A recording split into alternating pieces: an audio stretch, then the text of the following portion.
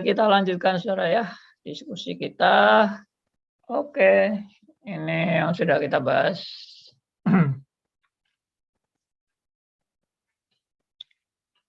Banyak pertanyaan-pertanyaan yang bagus pada sesi yang lalu. Dan itu kalau dibahas lagi, wah bisa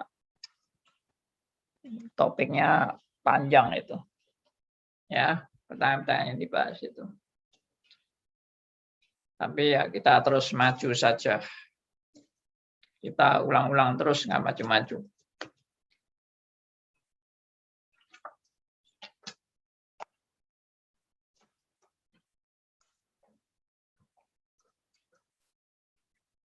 Ya, jadi predestinasi yang kita pelajari ini mulai dari pendahuluan dulu. Di mana kita mengerti arti predestinasi itu bagaimana sebenarnya.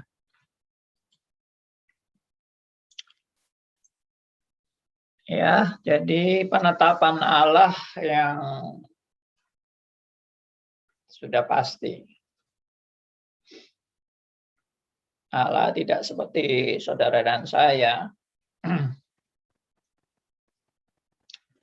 yang mungkin setelah menetapkan bisa menyesal. Ya toh. Saudara pernah nggak menetapkan sesuatu lalu, aduh, saya kok mengambil keputusan ini, salah ini. Mestinya enggak begini. Nah, gitu kan. Atau saudara bertindak yang keliru, misalnya saudara setir mobil lalu lengah sampai nubruk mobil Anda, nubruk orang gitu misalnya. Aduh, menyesal banget ya. Ya atau macam-macam lah. Banyak contoh-contoh penyesalan terhadap suatu keputusan. Nah, apakah Tuhan pernah menyesal terhadap keputusannya?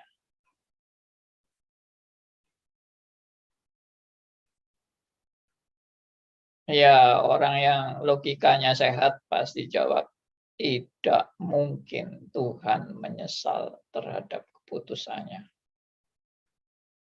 Meskipun di Alkitab ada tulisan Allah menyesal. Tapi jelas menyesalnya Allah dan menyesalnya manusia beda. Itu kita sudah bahas. Jadi saudara yang lalu-lalu yang belum mengikuti ya silakan ikuti yang pembahasan kita yang lalu-lalu ya.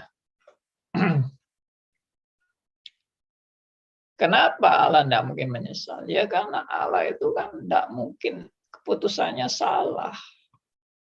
Sama seperti saudara dan saya itu bisa salah. Kalau Allah apa bisa salah? Kalau saudara bilang mungkin saja Pak Allah itu salah ya. Pikiran Anda yang error ya. Kalau Anda menyimpulkan Allah kita bisa salah itu ya. Pikiran Anda itu error. Mesti direparasi itu. Kalau mengatakan Allah bisa salah. Allah bisa saja teledor, Pak. Allah bisa saja melakukan hal yang dia tidak tahu apa yang akan terjadi. Konyol banget lah itu. Itu ada teologi semacam itu ada. Itu namanya open theism. Ya, teologi namanya open theism. Tidak lazim memang, tidak populer, tapi ada teologi semacam itu yang mengatakan bahwa Allah itu sendiri belajar dari proses. Jadi Allah perjanjian lama misalnya suka marah-marah. Nah, Allah perjanjian baru lebih sabar dan lebih bijaksana. Kenapa ya? Karena Allah sendiri belajar. Belajar melalui proses. Dulu Allah kurang dewasa, sekarang Allah lebih dewasa. Itu open theism.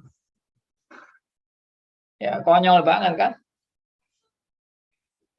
saudara yang punya logika sehat pasti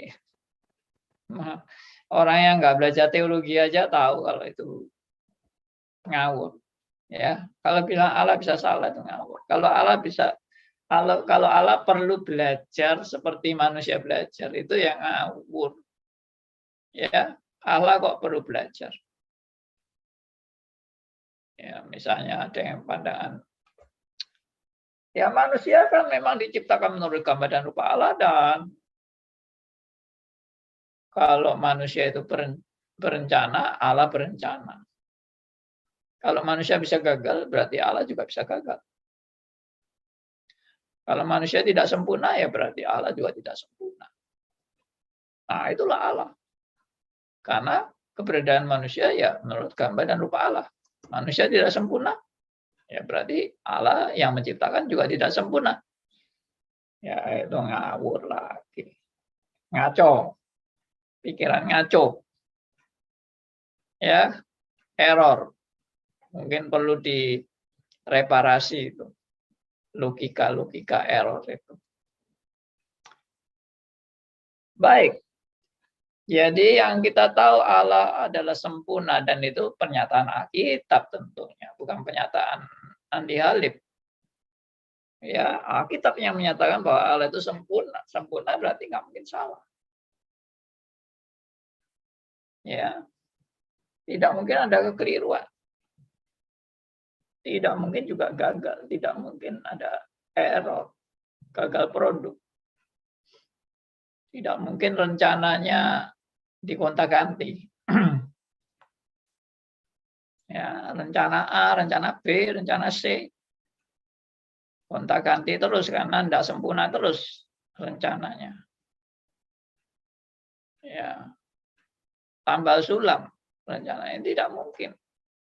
Oke, saya harap semua jelas.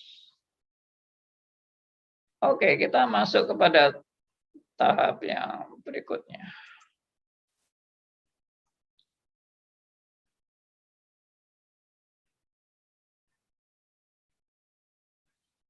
Ya, ini kita juga sudah bahas poin 2 ini ya. Perhitungan Allah pasti tepat dan akan terjadi sesuai dengan perhitungannya yang sempurna. Jadi nggak ada perhitungan Allah yang meleset, itu nggak ada. Perhitungan Allah yang bergeser itu tidak ada, karena memang sempurna. Dalam rencana Allah yang sempurna itu memang ada proses tahapan-tahapan, ya kan? Misalnya tahapan wahyu Allah pada zaman Adam dan Hawa bagaimana, wahyu Allah pada zaman Nuh bagaimana, wahyu Allah pada zaman Abraham bagaimana, wahyu Allah pada zaman Ishak, zaman Yakub, zaman Israel bagaimana, wahyu Allah pada zaman Musa dan nabi-nabi yang lain bagaimana. Jadi ada memang progres wahyu Allah yang dinyatakan dalam waktu yang progresif, proses yang progresif. Tapi rencananya itu sudah sempurna dari alfa sampai omega. Nah, saya mau sedikit menyinggung mengenai seringkali pandangan orang-orang yang ikut single predestinasi itu bilang Allah itu memang nggak pernah gagal. Meskipun Allah rencananya pertama-tama menciptakan manusia di Eden, akhirnya manusia jatuh dalam dosa, itu bukan rencana Allah. Jadi single predestinasi kan menolak kalau dosa itu ditetapkan Allah. Bagi mereka dosa itu bukan ditetapkan Allah. Dosa itu bukan rencana Allah. Tapi dia tetap bilang Allah nggak gagal. Rencana Allah nggak gagal. Karena rencana Allah itu finalnya adalah manusia mengenal Allah yang benar. Itu finalnya. Jadi awal-awalnya error-error sedikit nggak masalah itu. Tapi yang penting finalnya terjadi bahwa Allah menghendaki manusia mengenal akan Allahnya. Ya, manusia hidup dalam anugerah keselamatannya. Nah, itu rencana Allah. Jadi di tengah-tengah itu ada error-error, itu enggak masalah. Itu Tuhan tidak menentukan error-error yang di tengah-tengah kejadian itu. Tuhan hanya menentukan awal dan akhir. Ya, nanti prosesnya itu di tengah-tengah itu, ya itulah kebebasan manusia. Tapi finalnya tetap Tuhan yang menentukan. Jadi Tuhan tidak gagal. Menurut saya ini jawaban seperti ini adalah jawaban yang sama sekali tidak konsisten. Ya, Allah boleh gagal di tengah-tengah, dengan kata lain kan gitu. Di tengah-tengah Allah boleh gagal. Pokoknya yang di akhir Allah nggak gagal. Buktinya Allah bisa mencapai manusia untuk memberikan keselamatan kepada umat manusia. Dan itu rencana Allah tidak gagal. Meskipun manusia jatuh dalam dosa itu di luar rencana Allah. Ini omongan yang kelihatannya benar, tapi sangat-sangat tidak konsisten. Kenapa? Karena dengan mengatakan seperti itu, berarti dalam rencana Allah yang tidak gagal, ada kegagalan rencana Allah. Mungkin rencana global Allah yang tidak gagal, tapi rencana kecil-kecil dari Allah itu gagal semua. Atau mereka pengikut deisme. Separuh deisme. Ya, saya harap saudara sudah tahu deisme. Beberapa kali kita sudah bilang tentang deisme. Yaitu Tuhan seperti tukang jam yang menaruh jamnya yang sudah selesai dibuat, lalu jamnya jalan-jalan sendiri. Tukang jamnya tidak usah utak-utik jam itu. Dan itulah Allah. Allah sudah menciptakan awal, langit dan bumi sudah diciptakan, manusia sudah diciptakan, makhluk semua sudah diciptakan, bumi, daratan, semuanya sudah diciptakan. Silakan berproses sendiri, dan Tuhan tidak ikut-ikut di situ. Manusia mau apapun, mau pilih buah pengetahuannya baik dan jahat, mau pilih dosa, mau pilih memberontak kepada Allah, mau apapun terserah, Tuhan tidak ikut-ikut. Tapi akhirnya rencana Allah tetap terjadi, yaitu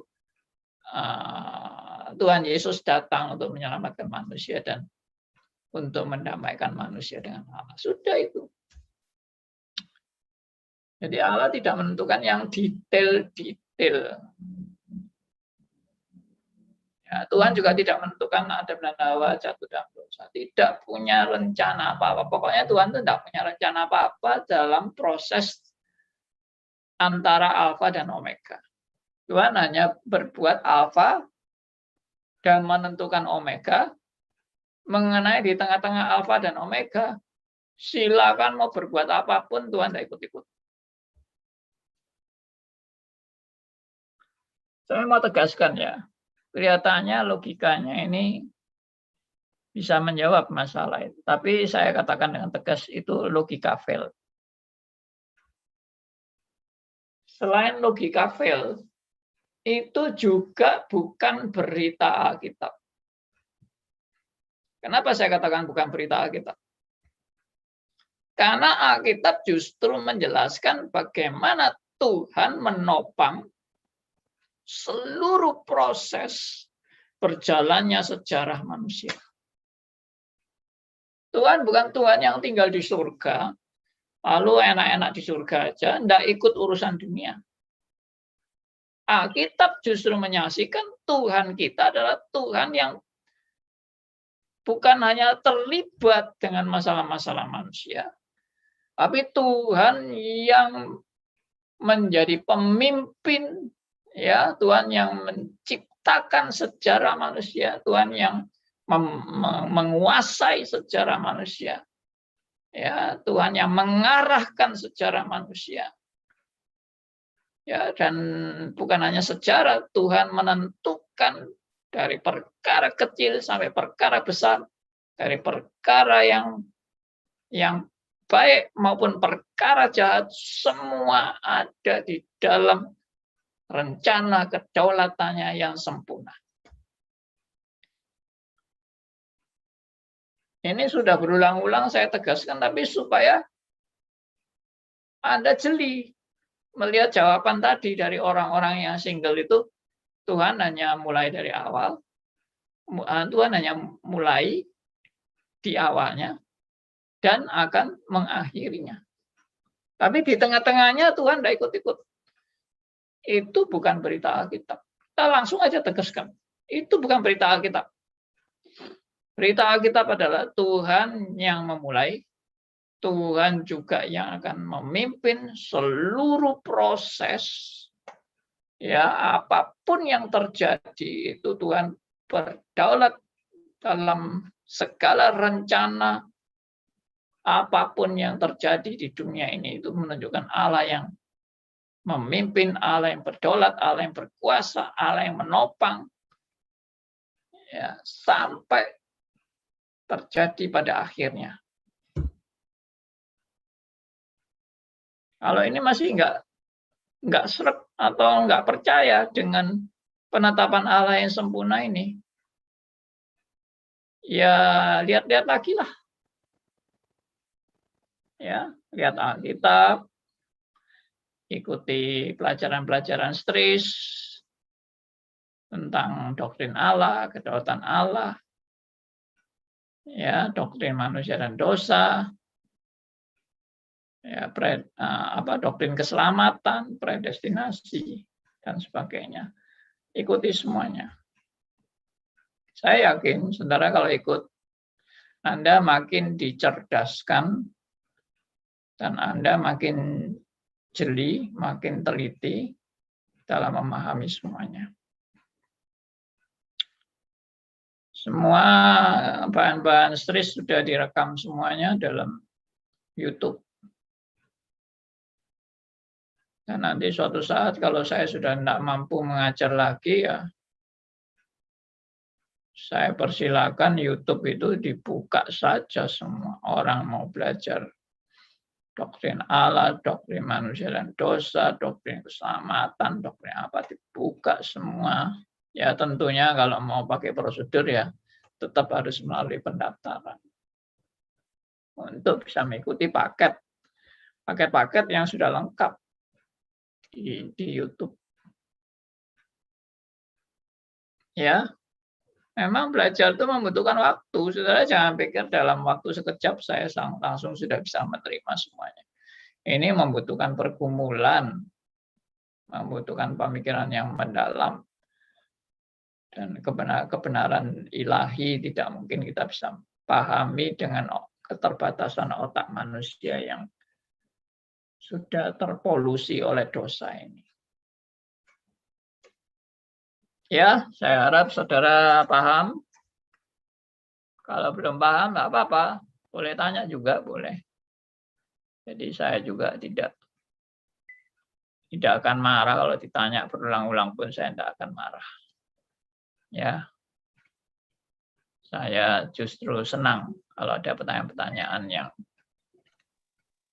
membuat kita berpikir lebih dalam lagi dari semua yang kita kumpulkan. Pak Andi. Baik, Pak Sugianto, silakan. Mbak, itu yang tadi Bapak kan bilang Tuhan terus mengikuti proses semuanya. Itu kalau ditanya ayat pendukungnya yang mana, Pak? Ayat pendukung ya. Ayat pendukung ini sebetulnya seluruh Alkitab, Pak. Oh. Tapi kalau ada orang yang mau tanya, coba tolong tunjukkan ada 1-2 ayat. Ya. Ya, ayat yang paling terkenal itu Amsal 16, Pak. Amsal 16. Yes. Amsal 16 mulai dibaca mulai ayat 1, kemudian ada ayat 4, kemudian ada ayat 9, kemudian ada ayat 33. Nah, kalau mau baca semua lebih bagus yang Baik. lengkap. Gitu. Ya, coba tolong dibacakan deh, Pak Sugianto bisa bacakan buat kita ayat 1, ayat 4, ayat 9, ayat 33, Amsal 16.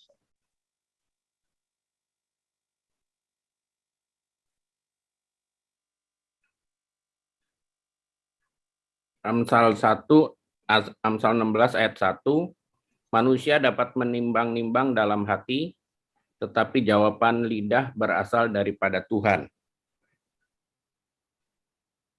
Ayat 4, semuanya pas ini yang 4 lompat, Pak. Lompat. 4. Ayat 4, Tuhan membuat segala sesuatunya untuk tujuannya masing-masing. Bahkan orang fasik dibuatnya untuk hari malapetaka. Ayat 9, hati manusia memikir-mikirkan jalannya, tetapi Tuhanlah yang menentukan arah langkahnya.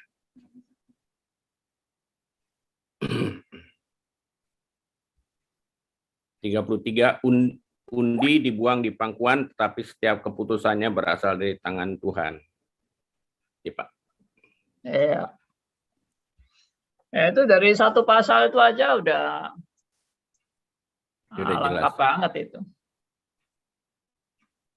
Ya. Ada lagi ayat lain. Misalnya Yesaya. Coba kita buka. Yesaya 45.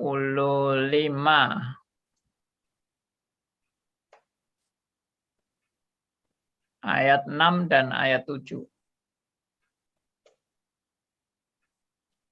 Supaya orang tahu dari terbitnya matahari sampai terbenamnya bahwa tidak ada yang lain di luar aku.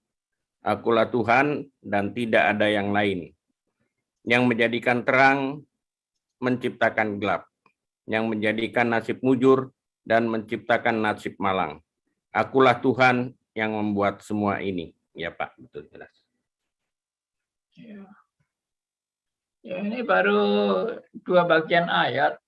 Makanya tadi saya bilang ayat-ayat yang menjelaskan bahwa Allah itu mengontrol segala sesuatu itu, keseluruhan Alkitab menunjukkan itu.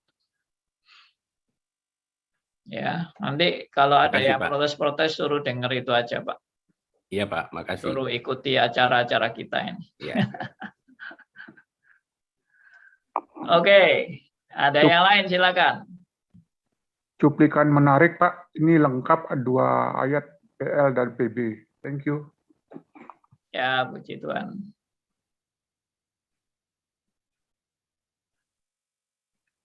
Besok kalau Bapak sudah tidak mampu lagi nerangkan, nanti ada pertanyaan model seperti ini, Bapak yang paling bisa ngikuti sampai tua, yaitu Pak Hendarto, Pak. Jadi waktu membuka kitab kita, catatan Bapak dulu, Pak Hendarto bisa menerangkan pada para umat yang bertanya-tanya, mesti ada wakilnya, yaitu Yohanes, Pak, yang mengikuti sejak muda untuk boleh membuka kitab-kitab itu. Ya. Tentunya Pak Hendarto, Pak. Kok saya yang disinggung-singgung? Ilingan, Pak. Iya, memang selamanya Bapak paling hafal ayat-ayat. Muridnya yang paling muda, supaya bisa ngikuti lebih lama.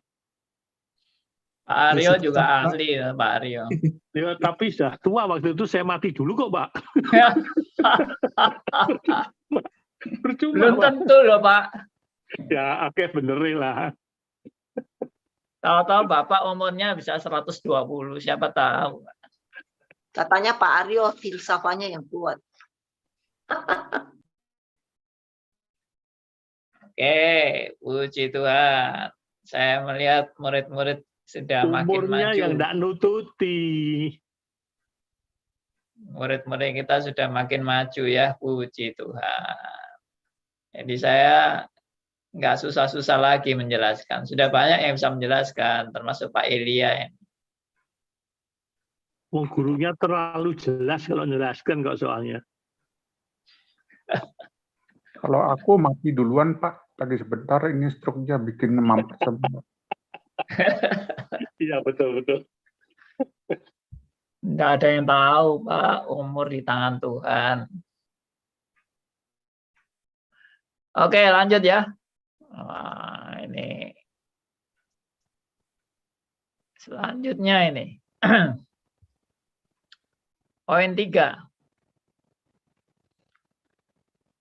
Poin 3 adalah Allah Maha Kuasa berdaulat atas setiap kejadian. Jadi ini tetap dibandingkan dengan manusia ya. Manusia kalau membuat rencana itu, kalau poin yang pertama tadi kan manusia tidak sempurna. Sekarang poin yang kedua tadi, ya manusia itu perhitungannya bisa salah, prediksinya bisa keliru. Tapi kalau Tuhan kan tidak mungkin ada kesalahan. Ya, semua perhitungan Tuhan itu tepat. Lebih tepat dari komputer yang sehebat apapun. Ya. Yang ketiga sekarang, Allah Maha Kuasa berdaulat atas setiap kejadian. Nah, kalau manusia bagaimana? Ya manusia ya tak Maha Kuasa lah. Saudara dan saya ini bukan penguasa dunia. Kita ini orang yang begitu lemah, ya sangat rentan dan sangat mudah dikalahkan dengan kuasa-kuasa lain. Kita tidak usah susah-susah, dengan kuasa alam aja kita kalah. Begitu kena tsunami habis, kena angin ribut, ya angin tofan habis, ya gempa bumi habis. Ya itulah manusia. Mau sombong apa sebetulnya manusia ini? Ya, Tuhan mau rusakkan dalam sekejap itu sudah habis. Bumi tinggal, kalau mau merusak bumi gampang bagi Allah. Tinggal ditabrakkan aja ke satu planet yang lain. Ya, tabrakan antara planet, satu planet dengan bumi. Hancur lebur semua sudah. Ya. Nah, manusia kok mau sombong tuh apanya yang disombongkan?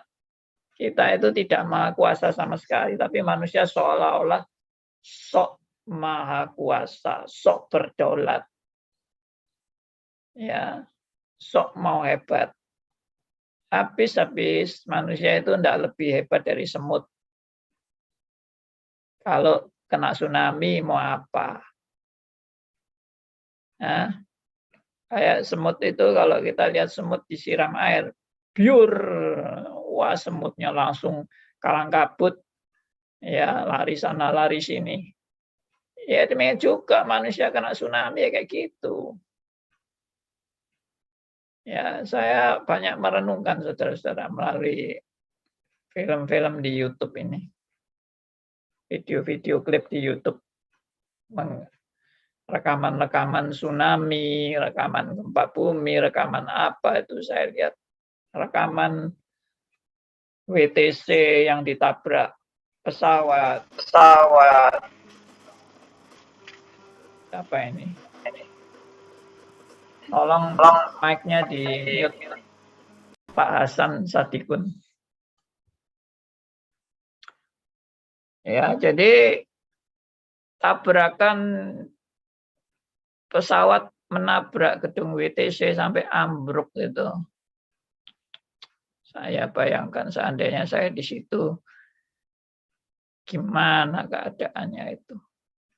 Ya, apa yang bisa diperbuat manusia di situ? Nggak bisa apa-apa. Nah, itulah bedanya manusia dengan Allah. Oke, sekarang saya perinci yang nomor 3 ini. Allah Maha Kuasa berdaulat atas setiap kejadian. Tidak ada kuasa lain yang bisa mengalahkan kuasa Allah. Itu namanya Maha Kuasa. Tidak ada kuasa lain yang bisa mengalahkan kuasa Allah. Atau menghalangi, atau membatalkan, atau menggagalkan, atau menyerongkan rencananya. Tidak ada yang bisa mampu mengalahkan kuasa Allah. Allah juga tidak mungkin kebobolan atau kecolongan. Ya, saya pakai bahasa Surabaya, kecolongan.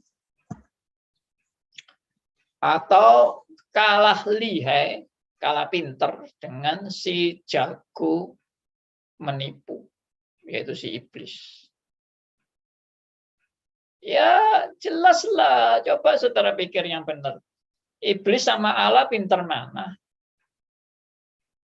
Meskipun iblis itu sangat hebat di dalam jago menipunya, jago menjebak, jago berpura-pura, jago memalsu. Nah, tapi sama Allah ya jago mana? Anda kok sampai pikir Allah bisa ditipu iblis? Gimana sih pikiran Anda itu? Anda kok berpikir Allah bisa ketipu sama iblis? Allah bisa kecolongan, ya, kebobolan. Itu tidak ada itu rumus-rumus kayak gitu. Karena apa? Ya karena dia Maha Kuasa. Dia berdaulat atas setiap kejadian. Tidak ada yang salah. Tidak ada yang bisa menguasai kuasa Allah atau melebihi kuasa Allah. Tidak ada. Manusia lagi mosok bergaya menasehati Allah. Bergaya mau lebih kuasa dari Allah. Siapa lu manusia? Iblis yang lebih hebat dari manusia aja nggak bisa mengalahkan Allah. Kok manusia mau sok menguasai Allah?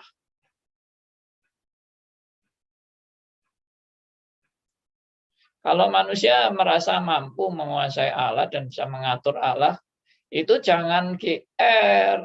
Anda bukan bisa menguasai Allah atau Anda bukan bisa mengatur Allah. Anda itu kena jebakan setan. Sehingga Anda merasa Anda mampu bisa mengatur Allah. Dengan doa-doa Anda yang kelihatan sakti dan luar biasa. Dan doa Anda apapun itu dikabulkan oleh Tuhan. Itu bukan karena Anda berkuasa, karena Anda dijebak setan. Seolah-olah doa Anda itu doa yang hebat, doa yang berkuasa. Apapun doa Anda pasti dikabulkan Tuhan, bukan karena Anda hebat doanya. Anda sudah kena tipu muslihat dari si jago bapak segala penipu, yaitu iblis.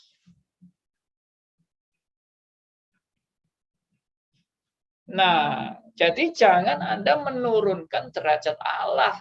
Sama seperti Anda bisa ditipu iblis, berarti Allah juga bisa ditipu iblis. Enggak pernah terjadi satu kali pun di Alkitab iblis mampu menipu Allah.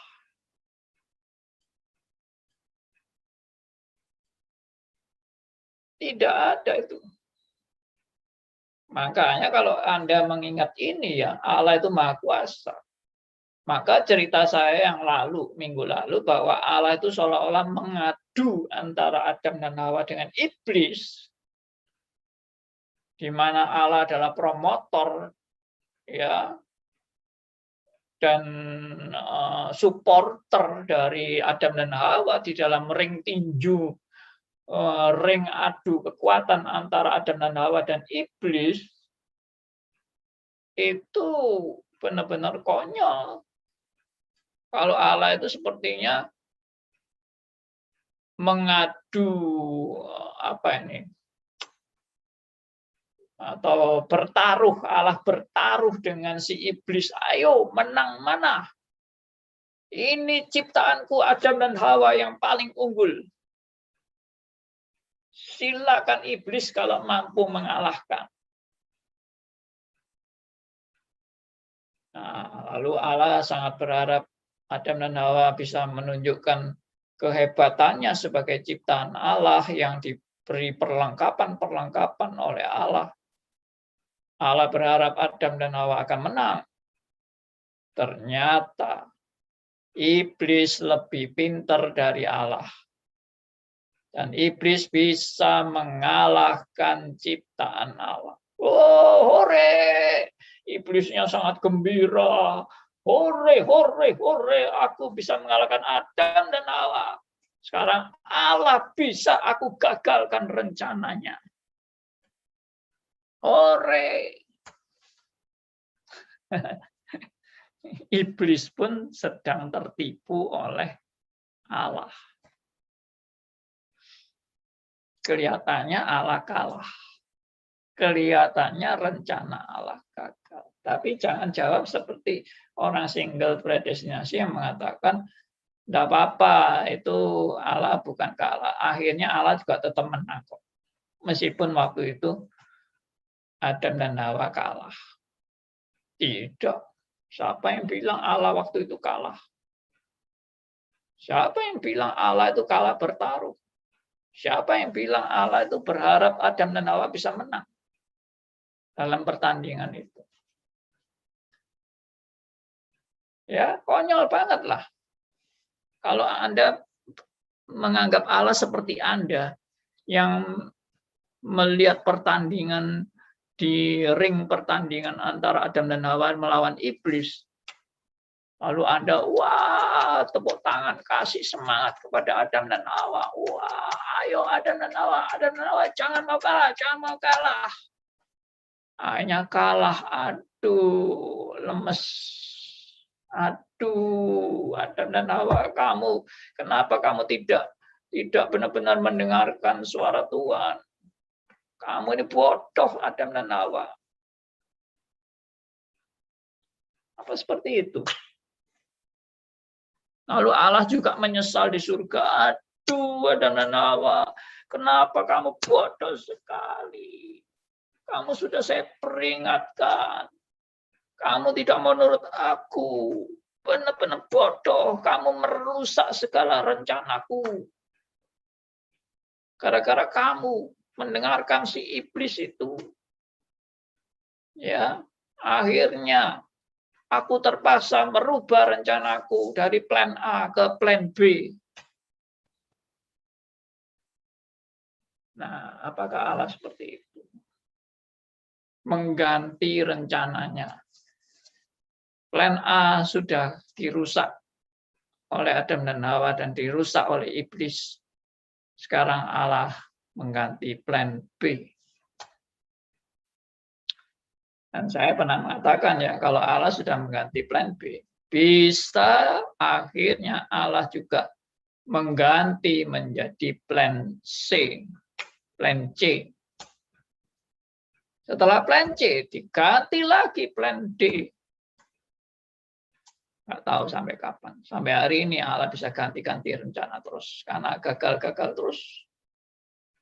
Mungkin ada orang yang menafsirkan, ya sampai hari ini Tuhan Yesus nggak datang-datang karena Allah masih gagal terus dalam menggenapi rencananya. Makanya Tuhan Yesus nggak datang-datang.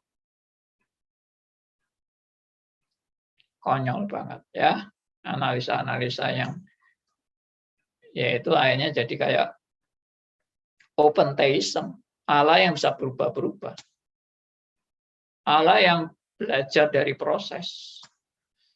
Allah yang belajar dari kesalahan-kesalahan rencananya yang semula.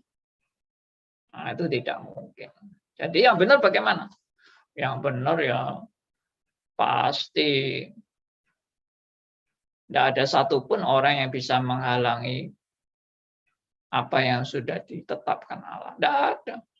Tidak ada kuasa manapun yang bisa merusak rencana Allah. Tidak ada. Berarti kalau begitu rencana Allah itu yang masalah Adam dan Hawa jatuh dalam dosa itu apakah rencana Allah dirusak? Tidak dirusak rencana. Oh, berarti Adam dan Hawa itu jatuh dalam dosa dalam rencana Allah.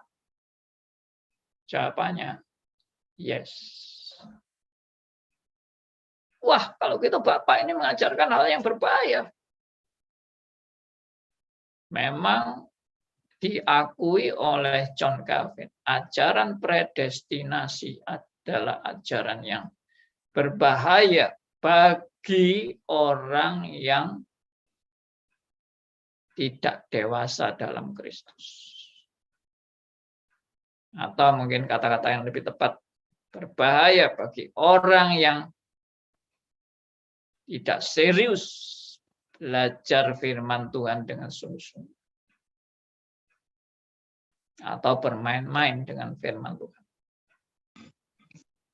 Orang yang tidak serius belajar firman akan dipermainkan oleh si setan. Maka kita harus hati-hati. Oke, silakan tadi ada yang mau tanya. Saya, Pak. Silakan Pak Endarto. Pak, menurut apa yang Bapak terangkan tadi, bertolak atas kejadian, bukan seolah-olah kan Allah itu merencanakan terus digeletakkan seperti deisme, enggak, Wan. Tapi kan juga ikut mengontrol, memantau, dan ada di situ untuk melihat kejadian itu seperti yang sudah ditetapkan. Benarkah itu, Pak? Yes.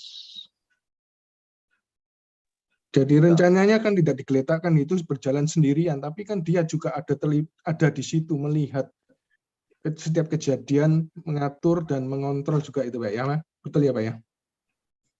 Sangat benar.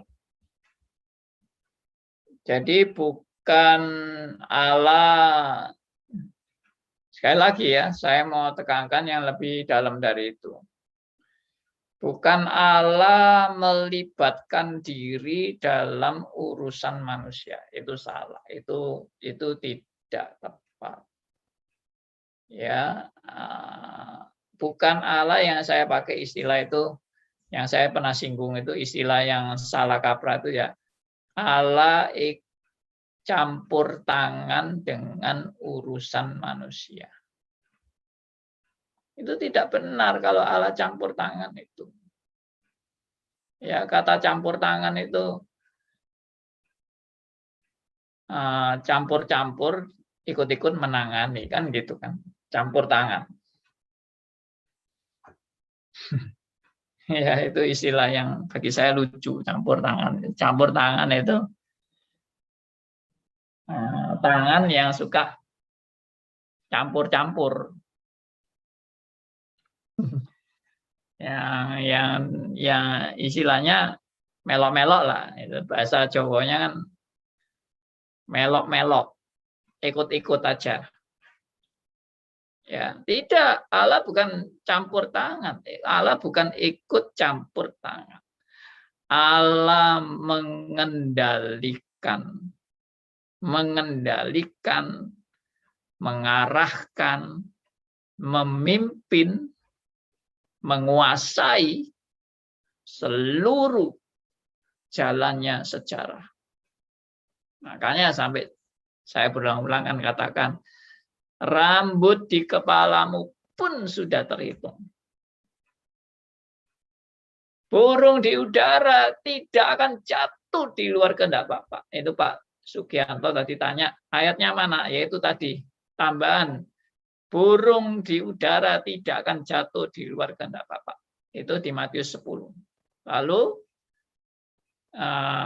rambut di kepalamu pun rambut di kepalamu sudah terhitung semuanya. Itu menunjukkan apa? Allah berdaulat dari perkara kecil sampai perkara besar. Dari perkara ringan sampai perkara berat. Dari perkara yang baik-baik saja sampai perkara yang amat sangat jahat. Allah berdaulat atas semuanya dan berkuasa atas semuanya. dan menetapkan segalanya. Tanpa kecuali. Nah, tadi yang saya singgung, predestinasi ini, ajaran ini memang berbahaya bagi orang yang bermain-main dengan firman Tuhan. Berbahaya. Tapi ya biarin, mereka memang sudah mau bermain-main. Dan mereka akan lebih alias tanda petik, lebih melalui firman ini lebih dalam penghukuman yang nyata dalam hidup mereka. Orang yang bermain-main dengan firman Allah, dia sendiri akan mengalami celaka.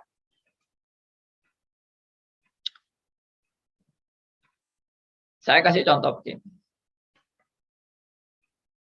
Semua dalam kedaulatan Allah. Jadi kalau begitu, Daud berzina dalam kedaulatan Allah. Ya, wah. Kalau begitu ya saya berzina aja, Pak. Toh nanti kalau saya berzina pun itu juga dalam kedaulatan Allah. Ya. Orang yang berkata seperti ini, dia sudah justru masuk dalam hukuman yang makin nyata melalui dia mempermainkan firman. Yaitu dia akan nantang loh. Ya kalau gitu aku berzina aja. Kan itu juga dalam penetapan Allah. Dan saya memang merencanakan saya mau berzina. Jadi nggak salah kan? Karena itu penetapan Allah. Ya, lalu dia berzina. Dia betul-betul berzina. Dia laksanakan berzina itu.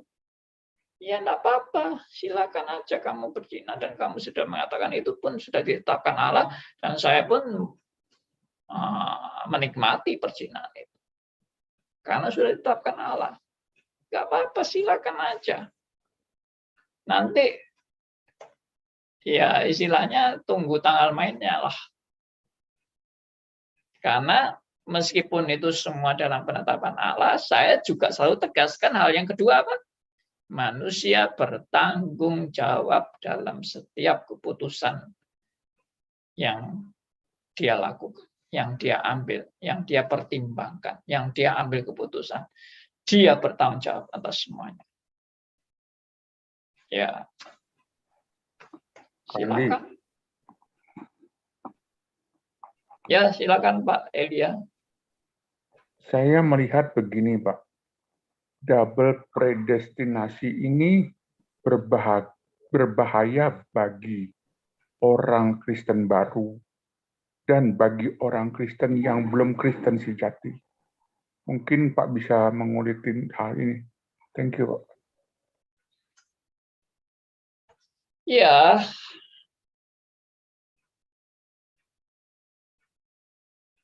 orang Kristen baru yang saya kategorikan tetap dalam ketidakseriusan belajar firman. Karena kalau dia betul-betul serius belajar firman, sebetulnya saya tetap percaya pada pimpinan Roh Kudus. Biarpun dia masih baru, Roh Kudus akan mungkin memang berat, pengertian itu berat, tapi Roh Kudus juga akan mempersiapkan dia untuk mengerti lebih dalam. Jadi entah dia bergumul jatuh bangun dalam menerjemahkan ayat-ayat itu dalam hidupnya dia. Mungkin dia juga mengalami bagaimana dia terjebak dalam dosa-dosa dan sebagainya. Nah, tapi tetap Tuhan memimpin anak Tuhan ini. Kalau dia betul-betul anak Tuhan. Kalau bukan anak Tuhan ya I don't know, karena tidak ada ayat-ayat Alkitab yang mengatakan yang bukan anak Tuhan sedang diproses Tuhan. Tapi tetap meskipun bukan anak Tuhan, tetap dalam kedaulatan Allah. Allah juga berkuasa dalam diri setiap manusia, baik anak Tuhan maupun bukan anak Tuhan. Dan bukan hanya manusia, Allah berdaulat terhadap alam semesta, Allah berdaulat terhadap seluruh makhluk yang ada di bumi ini. Dan seluruh makhluk di surga, Allah juga berdaulat semuanya, tanpa kecuali. Itu yang Alkitab nyatakan. Jadi memang nggak apa-apa orang-orang yang dengar diskusi ini. Mungkin ada orang yang baru, mungkin ada orang yang sudah lama sekali jadi Kristen, tapi baru dengar hal ini. Mungkin ada yang sudah tahu dan sudah mengerti, mungkin juga ada yang nggak tahu apa-apa. Jadi bagi saya, welcome. Firman Tuhan itu terbuka bagi semuanya. John Calvin juga pernah mengatakan bahwa meskipun predestinasi ini bahaya, tetapi tetap harus diajarkan, bukan disembunyikan. Dan nanti Tuhan yang akan memproses. Nah, kalau saya pribadi, dalam pengalaman hidup saya masa hidup saya jadi Kristen sampai umur 24. Ya, bahkan sampai umur 26 mungkin setelah saya bertobat. Saya bertobatnya umur 24. Lalu 27 saya masuk sekolah kitab. Baru di umur 27 saya mulai bergumul dengan yang namanya predestinasi. Tapi kalau ada orang yang baru bertobat dan mendengar juga istilah ini, mungkin baru 1 bulan bertobat dan mendengar istilah ini, bagi saya no problem, karena Tuhan cara Tuhan mendidik tiap orang berbeda-beda, dengan situasi berbeda, dengan masa yang berbeda, sikon berbeda dan sebagainya. Zaman saya dulu memang waktu saya masih baru bertobat umur 24 tahun, saya sudah pernah mendengar istilah predestinasi, tapi saya nggak suka dengan istilah itu, saya anggap sampah aja. Predestinasi itu saya anggap sampah karena saya tidak setuju dengan predestinasi. Ini istilah apa? Buang saja. Itu saya dulu umur 24 tahun. Saya mulai bergumul tentang predestinasi itu mulai umur 27. Ya, 27, 28, 29 makin mantap. Lalu makin diproses terus sampai hari ini. Saya sampai hari ini pun tidak berhenti belajar. Ya, oke. Jadi, ya silakan Pak Liman. Kalau Pak Andi bilang walaupun itu membahayakan, tetap diberitakan, maksudnya Pak Andi gitu ya, apapun terjadi. Ya. Kalau kita lebih bijaksana lagi, kalau nggak ngasih tahu bagaimana Pak Andi? Kita bijaksana, maksudnya gini Pak Andi, kita nanti terjebak dalam kontroversi seperti itu, lebih baik kita nggak memberitakan gitu maksudnya. Kita tahu itu betul, tapi nggak memberitakan pada orang-orang yang kalau diberitakan jadi suatu bencana atau satu hal yang tidak enak. Kita tidak memberitakan. Apa itu bijaksana, Pak? Tidak memberitakan, berarti bukan menyimpan, Pak. Tidak memberitakan, tidak memberitahu. Sampai suatu saat dia tanya, ya terpaksa kita keluarkan gitu, Pak. Jadi sementara kita melayani suatu gereja itu tidak memberitakan di situ masalah double prestasi, tidak, ya tetap beritakan apa adanya. Tapi tidak sampai seperti itu ya, bagaimana Pak Andi? Ya, good. Jadi gini. Tentunya ajaran predestinasi ini jangan diberitakan waktu Anda mengabarkan Injil. Itu konyol banget menurut saya, ya. Waktu Anda mengabarkan Injil, Anda sudah ditentukan. Ada yang masuk neraka, ada yang masuk surga. Wah, orang-orang yang mungkin dengar itu, ya sudah, kalau aku sudah ditentukan ya, aku enggak usah enggak usah serius-serius karena semua sudah dalam penetapan Tuhan. Bukan pada tempatnya memang itu. Nah, Lalu tadi Pak Liman bilang bagaimana kalau kita tidak memberitakan dulu. Nah, saya punya pikiran begini. Kita tetap harus punya rencana memberitakan firman seutuhnya. Harus. Tapi bagaimana memberitakan firman yang seutuhnya, termasuk masalah predestinasi ini? Ya tentunya harus bertahap dong.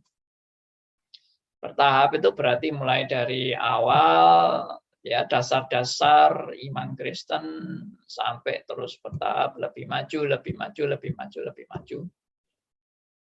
Sampai dengan predestinasi. Jadi sebetulnya cara yang paling bijaksana adalah memberikan berita firman itu secara seutuhnya. Tentunya ini butuh proses, butuh waktu, butuh tuntunan, bimbingan, sampai bisa memahami firman ini secara komprehensif, secara holistik, secara integrated, secara konsisten, ya, dan harmonis. Nah, itu poin-poin yang bagi saya penting di dalam mengajarkan tentang firman Tuhan yang seutuhnya. Jadi jangan cuma predestinasi aja yang ditekankan, yang lain-lain nggak ditekankan. Ya nggak bisa, nggak boleh. Itu harus selengkapnya, seutuhnya. Nah, makanya kan saya juga mengajar ini kan juga mulai dari awal. Sebelum predestinasi saya sudah mengawali dengan Arminianism vs Calvinism. Ya, saya sudah juga mengawali dengan satanologi. Dan itu semua kalau diikuti nanti baru makin lama makin jelas, makin paham. Ya itu aja, secara bertahap, secara holistik, ya, secara komprehensif, integrated, dan seterusnya. Harus Andi. cerdik ya Pak ya. Gimana Pak? Harus cerdik dalam PI itu. Oh iya benar, bijaksana. Pak, mau tanya Pak Andi. Ya,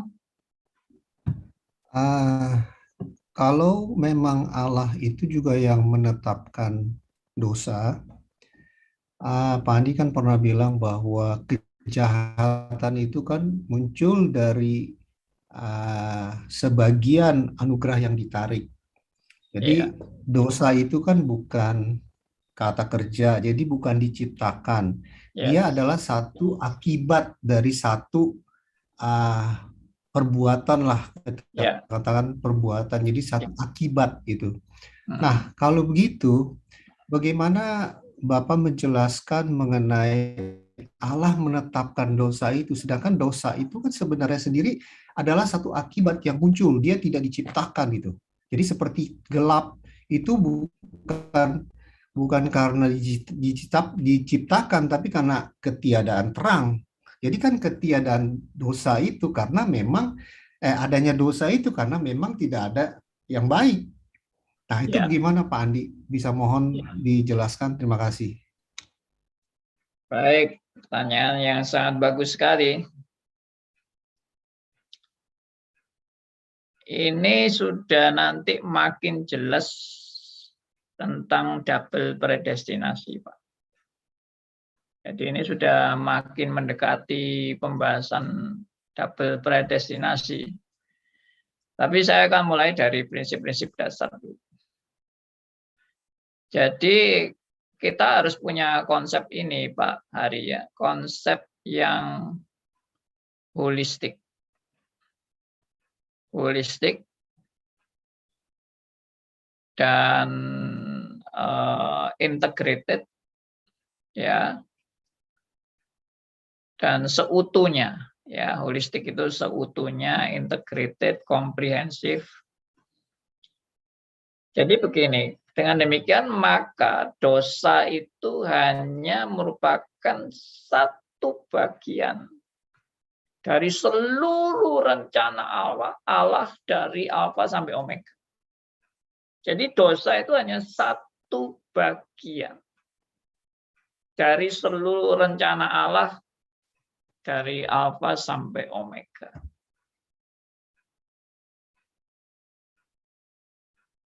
Nah, jadi saya pernah juga memberi pertanyaan begini. Ini hanya untuk berpikir tentang fokus.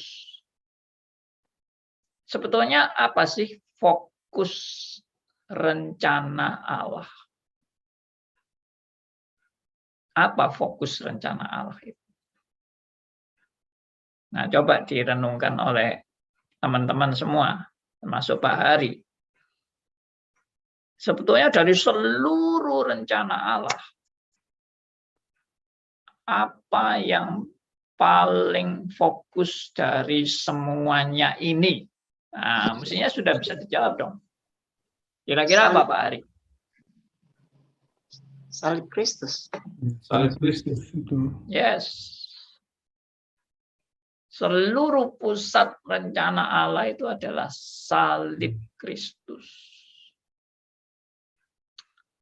Nah, kita secara logika juga berpikir lagi. Kalau salib Kristus itu rencana Allah, saya mau tanya, dosa itu terjadi di dalam rencana Allah atau di luar rencana Allah? Kalau salib Kristus itu yang menjadi pusat. Dalam rencana Allah. Ya. Bayangkan seandainya salib Kristus adalah pusat rencana Allah, tapi Tuhan tidak merencanakan adanya dosa. Atau Tuhan tidak menetapkan adanya dosa. Lalu jadi apa salib Kristus itu? Nah, itu yang kalau kita melihat rencana Allah seutuhnya, ya seutuhnya dan sempurna tanpa cacat. Maka sejak Allah menciptakan Adam dan Hawa, salib Kristus itu sudah ada di dalam rencana Tuhan. Pada waktu Adam dan Hawa sebelum jatuh, waktu pertama kali dicipta, atau bahkan sebelum Allah menciptakan semuanya, salib Kristus itu sudah ada di dalam rancangan Allah yang sempurna. Dari alfa sampai omega. Oke, itu yang pertama. Yang kedua, bagaimana terjadinya dosa? Nah, itu sebetulnya sudah saya bahas tuntas di satanologi Pak Hari. Saya harap Pak Hari juga pelan-pelan ikuti YouTube kami yang judulnya Satanologi dari bagian pertama sampai 24, sesi ke-24. Itu saya bahas tuntas tentang bagaimana Allah yang Maha Suci bisa menetapkan adanya dosa.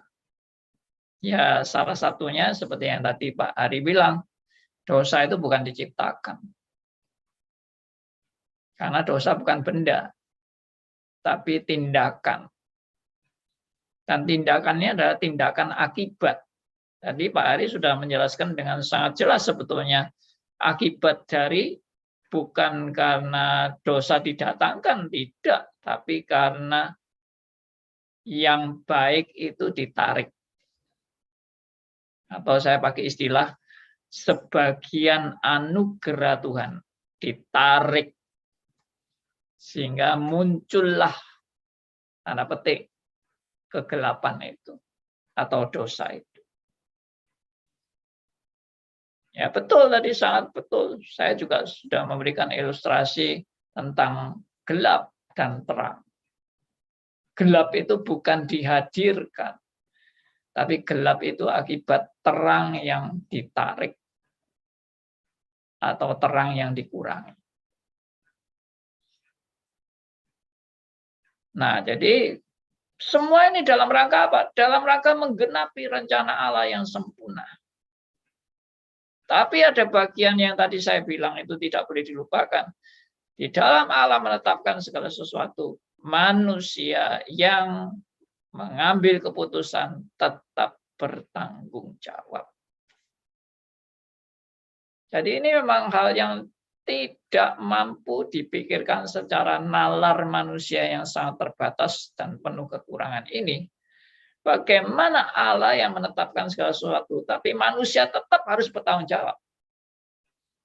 Jawaban yang paling sederhana adalah manusia harus bertanggung jawab karena manusia waktu memilih tindakannya atas pertimbangan manusia itu sendiri, atas kemauan manusia itu sendiri, dan atas keputusan manusia itu sendiri, dan dia harus bertanggung jawab atas keputusan yang diambil. Meskipun keputusannya itu semua juga ada di dalam kedaulatan Allah yang sempurna. Kalau itu sulit dipikir secara logika manusia, memang nggak usah dipikir dengan kemampuan logika kita yang sangat terbatas, diterima saja dengan iman kebenaran itu. Diterima saja. Karena memang Alkitab mengajarkan dua hal itu. Apa itu dua hal? Kedaulatan Allah mengatasi segala sesuatu dan menetapkan segala sesuatu. Itu kedaulatan Allah. Dan yang kedua adalah tanggung jawab manusia dalam segala sesuatu yang dia ambil keputusannya. Dan dia pertimbangkan. Dia pikirkan, dia gumulkan, dan dia putuskan. Itu manusia bertanggung jawab. Sudah, Alkitab itu mengajarkan dua hal itu. Allah berdaulat atas segala sesuatu, Allah berkuasa atas segala sesuatu, Allah memelihara segala sesuatu. Yang kedua, manusia bertanggung jawab atas semua keputusan yang dia ambil. Nah, saya nggak tahu apakah ini menjawab pertanyaan Ya. Pak Ari. Ya, semakin jelas, Pak. Saya Ya. cuma agak ragu-ragu sedikit, tapi ya Pak Adi bisa menjelaskannya dengan baik, Pak. Ya, puji Tuhan. Nanti itu Pak, coba dengar-dengar satanologi itu Pak. Oh iya, saya sudah dengar Pak Andi, tapi belum banyak Pak, baru sampai ke 6 apa ke 7 gitulah. Oh ya, oke. Good. Itu sudah bagus itu Pak, ke 6 ke 7. Pak Andi, Silakan Bapak Martin. mau tanya Pak ya. Baik. Kalau ada ilustrasi lebih mana duluan antara telur sama ayam. Nah, kita kan bingung sekali untuk jawab itu. Nah, mudah-mudahan Pak ya, di dalam proses yang Pak Andi katakan tadi, awal penciptaan, sebelum ada penciptaan Pak ya, bahwa salib sudah ada. Perencanaan salib maksudnya. Yes. Oleh Tuhan sendiri. Nah, Ya. yang saya tanyakan, Tuhan sudah merencanakan salib duluan atau Tuhan sudah merencanakan dosa manusia duluan? Kira-kira yang mana, Pak? Saya pasti pilih fokus dong. Fokusnya di mana? Nah, Salib. Kalau tadi kita sudah sepakat fokus adalah salib, berarti salib ini adalah sentral dari seluruh rencana. Kalau saya misalnya iseng-iseng Pak ya, ini iseng-iseng orang usil lah, berpikirlah. Kalau tiba-tiba ya dosa belum ada dalam perencanaan, nah tiba-tiba Tuhan sudah merencanakan salib, berarti kan istilahnya kan Tuhan kan cari-cari perkara dong. Oh, enggak gitu. Jadi rencana Allah itu saya percaya ditentukan dalam satu titik. Karena Allah tidak berpikir seperti manusia berpikir. Kalau manusia berpikir itu melalui proses. Ya, dan sebab akibat itu manusia berpikir. Tapi kalau Allah berpikir itu sekaligus dari alfa sampai omega, lengkap utuh, tapi sentral tetap ada, yaitu salib Kristus itu sentralnya. Tapi Tidak ada pemikiran sebab akibat. Karena semuanya ditentukan dalam sekejap oleh Allah yang alfa dan omega. Nah, itu yang kita tidak bisa pikir itu. Bagaimana itu berpikir dalam sekejap langsung semuanya utuh dan sempurna. Nah, itu kita tidak bisa mikir itu. Karena kita selalu berpikir dalam proses waktu. Dan bagi Allah, proses waktu itu hanya satu titik. Nah, itu yang sulit kan? Ya sudah, diterima aja dengan iman. Meskipun sulit. Sama seperti saya dulu pernah kasih ilustrasi dari rekan saya ya. Saya dapat ilustrasi ini dari Mas Gatot Setiobudi almarhum. Beliau itu ahli fisika. Waktu saya belajar di teknik elektro, beliau sudah jadi asisten dosen dan mengajar fisika, ahli karena dia asisten dosen fisika. Dan dia mengajar tentang gelombang elektromagnetik. Nah, dia pinternya sangat pinter di situ. Dan waktu dia bertobat dan dia bersaksi tentang bagaimana kita menerima hal-hal yang sangat sulit yang ada dalam diri Allah yang sulit dipikirkan oleh manusia yang pikirannya terbatas. Dia lalu kasih ilustrasi gelombang elektromagnetik. Dia bilang gelombang elektromagnetik itu bisa dianalisa secara rumus-rumus, ya bisa dianalisa secara rumus-rumus jalannya gelombang ini gini.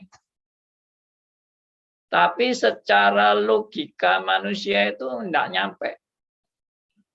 Meskipun rumusnya itu bisa dirumuskan, tapi bagaimana gelombang ini bisa merambat. Dan dari stasiun televisi, misalnya digambarkan itu stasiun televisi yang punya pemancar, dan pancaran gelombangnya itu melalui antena. Dan itu gelombangnya merambat di antara kita ini, di udara ini.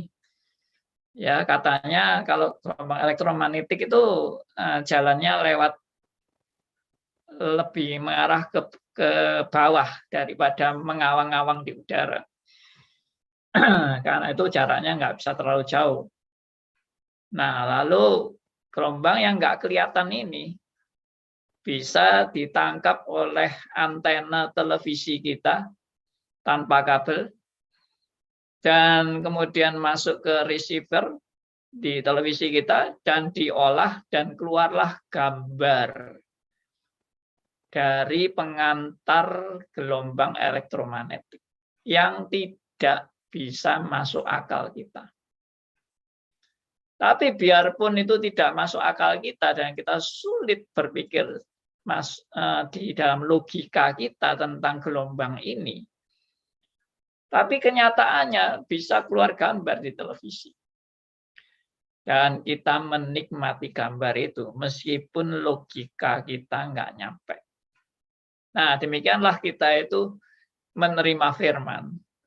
Meskipun logika kita nggak nyampe, tapi kenyataannya apa yang dinyatakan oleh firman itu benar-benar ada. Yaitu tadi, Allah berdaulat atas segala sesuatu, memimpin segala sesuatu, menguasai segala sesuatu, dan manusia bertanggung jawab atas segala hal yang diputuskan oleh manusia. Itu ada, dua-dua ada di Alkitab. Ya sudah, kita terima. Dua hal itu tanpa harus kita mau menjadi Allah. Anda memang bukan Allah kok. Dan saya cuma mengamini dan mengimani bahwa Allah memang yang berdaulat di atas segala sesuatu. Dan manusia harus bertanggung jawab dengan segala keputusan yang diambil. Sudah. Itu saya amini, saya imani, dan saya melangkah sesuai dengan kebenaran-kebenaran itu. Andi, Ya, saya tergelitik atas jawaban Anda akan pertanyaan Pak Martin. Kalau Allah berpikir secara semuanya dalam 1 detik, Pak, berarti 1 titik dia maksud nganggur. saya. 1 titik, bukan detik. 1 titik berarti kalau dalam dimensi manusia, waktu manusia, kan itu 1 detik gitu ya? Atau Ya, mungkin mikrodetik. mikrodetik. Nah, kalau begitu selanjutnya Allah itu bengong, Pak. Dia enggak berpikir lagi. Iya. Ini pertanyaan konyol aja. Cuma saya mau menarik kembali kepada hal yang berbahaya itu, Pak. Hari ini gereja lebih fokus kepada keamanan pengajaran gerejanya, Pak. Dia nggak mau rumit untuk mempersiapkan kelas predestinasi dengan segala efeknya. Termasuk nanti jemaahnya bilang, kalau gitu saya nggak usah PI dong, kalau gitu saya nggak usah berusaha dong. Nah itu apakah, ini pertanyaan konyol, apakah Allah tahu ya kesulitan para reformis yang akan menjalankan doktrin predestinasi ini? Thank you, Pak. Thank you. Ya, sedikit menyinggung tadi mengenai Allah bengong itu. Allah nggak pernah bengong ya. Bengong, Pak, bukan bengong. Iya, bengong. Ya, karena apa? Karena Allah, Alkitab mengajarkan juga kepada kita bahwa Allah selalu bekerja. Allah tidak pernah nganggur dan tidak pernah tidak ada kerjaan. Allah juga memelihara seluruh ciptaannya dalam topangannya yang sempurna. Jadi ya saya terima. Saya tidak menerima bahwa Allah itu bengong. Atau Allah diem aja kayak patung itu, enggak. Dia bekerja. Dia berkarya. Dia memelihara. Dia menyertai. Dia menghajar. Ya, dia memberi pukulan. Dia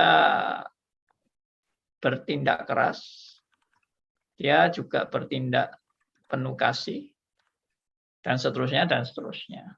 Jadi, ya Allah bukan sama seperti agama tertentu yang mengajarkan bahwa Allah itu hanya yang paling puncak dalam kehidupan manusia adalah diam.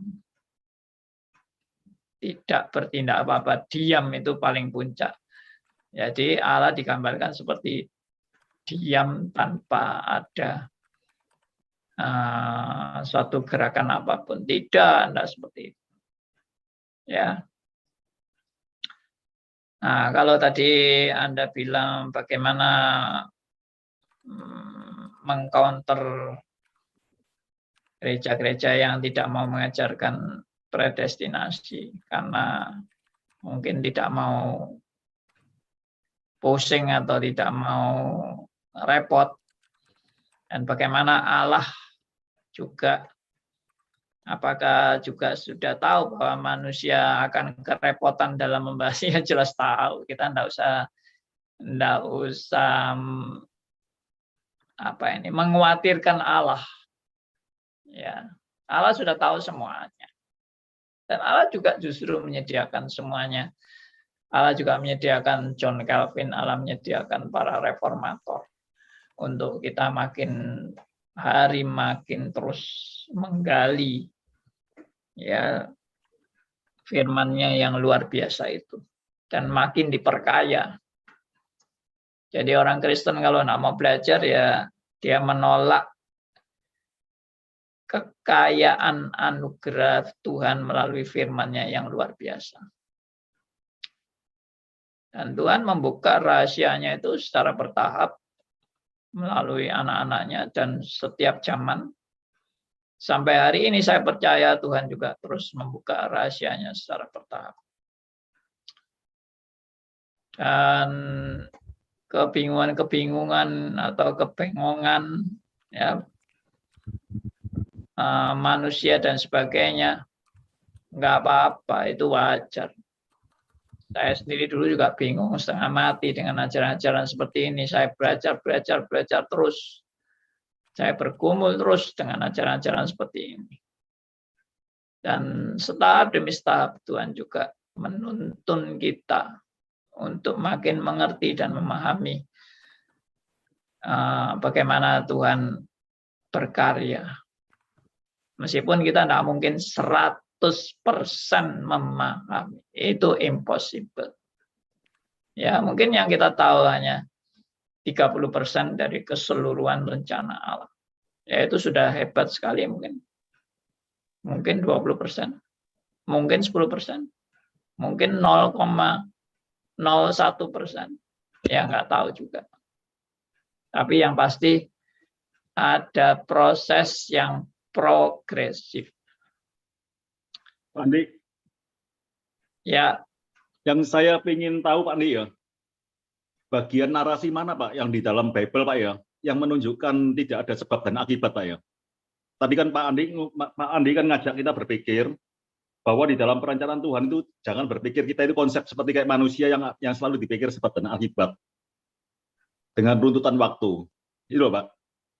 Iya. Nah, padahal Pak ya, walaupun menurut saya Pak ya, walaupun kita fokusnya di salib, tapi kan juga tetap bisa kita ngomong Pak, bahwa karena Tuhan sudah tahu dalam kemahatauannya manusia sudah berdosa, maka akan ada salib.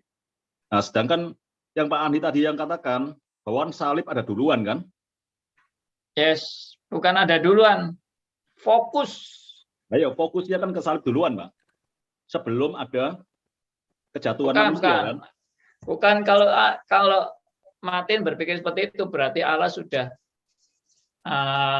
ada sebab akibat dan ada logika-logika. Tidak. Sekaligus semuanya terjadi. Kayak yang di Yohanes 3:16 Pak, karena begitu besar kasih Allah. Nah, itu kan runtutnya kan ya karena manusia kan sudah berdosa. Nah, itu kita ngelihat kronologisnya, bukan penetapan Allahnya. Nah, itu harus dibedakan.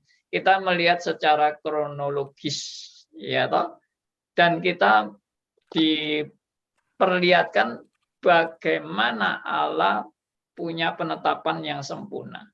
Lain, penetapan Allah yang sempurna itu ditetapkan sekaligus bersama-sama dalam satu titik.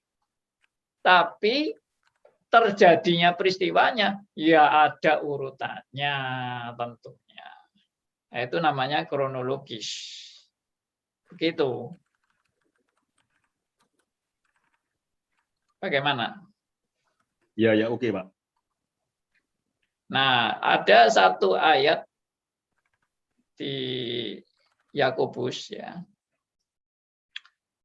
yang tidak langsung memang mengatakan bahwa Allah itu tidak ada proses, tapi mungkin ayat ini bisa menolong kita untuk melihat bahwa Allah itu tanpa proses. Ya, Yakobus 1 ayat 17. Coba tolong ada yang membacakan, ini sudah jam 9 lebih ya.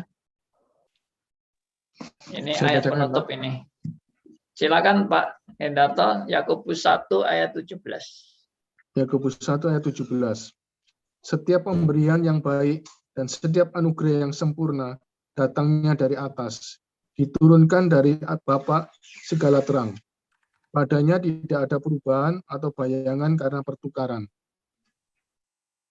Yes, itu kalimat terakhir itu yang perlu direnungkan baik-baik. Yaitu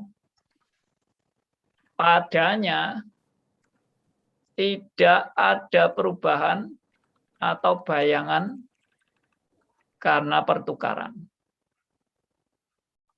Kalimat ini memang sangat dalam sekali.